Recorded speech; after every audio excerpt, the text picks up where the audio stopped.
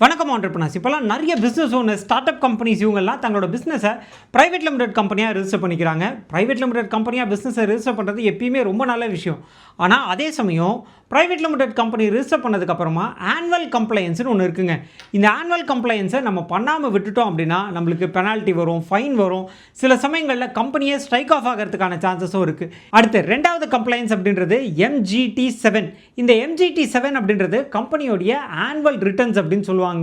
இந்த ஃபார்மில் என்னெல்லாம் நம்ம சப்மிட் பண்ணணும்னு பார்த்தீங்கன்னா, கம்பெனி இப்போ எந்த இடத்துல ஆப்ரேட் ஆகிட்டு இருக்கு, அதாவது கம்பெனியோட ரிஜிஸ்டர்ட் ஆஃபீஸ் எது, கம்பெனியில் எவ்வளோ ஷேர் ஹோல்டர்ஸ் இருக்காங்க, யாரெல்லாம் டைரக்டர்ஸாக இருக்காங்க, அது மட்டும் இல்லாமல் போர்ட் மீட்டிங்கான ஸ்டேட்மெண்ட்ஸ், இது எல்லாத்தையும் கம்பைல் பண்ணி நம்ம வந்து ஆனுவல் ரிட்டர்ன்ஸாக சப்மிட் பண்ணுவோம்.